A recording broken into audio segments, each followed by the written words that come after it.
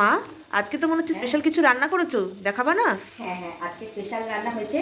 কারণ কালকে আমাদের সরস্বতী ঠাকুরের প্রতিষ্ঠা দিবস, কালকে নিরামিষ ভোগ হবে। তো পরশু দিনকে সরস্বতী পুজো, একটু বেরোতে হবে। তো তার জন্য সব মিলিয়ে আজকে স্পেশাল 23শে জানুয়ারি, সব মিলিয়ে আজকে স্পেশাল রান্না। চলো দেখাই কি রান্না হ্যাঁ করেছি। আসো দেখাই। হ্যাঁ। এই যে দেখো বন্ধুরা, গরম গরম আছে ফ্রাইড রাইস করেছি আজকে। এই যে দেখো স্যালাডে শসা, গাজর, আর এই যে পেঁয়াজ আর কাঁচা লঙ্কা। এই যে দেখো শাশুড়ি মায়ের যেহেতু নিরামিষ, তো সেই জন্য ওনার জন্য একটু পনির বানিয়েছি। আর এই যে দেখো বন্ধুরা, আছে চিকেন কষা, একদম কষা বানিয়েছি। বরমশাই আজকে বলেছে কষা কষা বানাতে, তো আজকে একদম লাল লাল করে কষা কষা করে চিকেন বানিয়েছি। তো এই ছিল আজকে রান্নাবান্না, স্পেশাল রান্নাবান্না। চিকেন রান্না আর ফ্রাইড রাইস রান্না কেমন হয়েছে তোমরা কমেন্টস করে জানিও।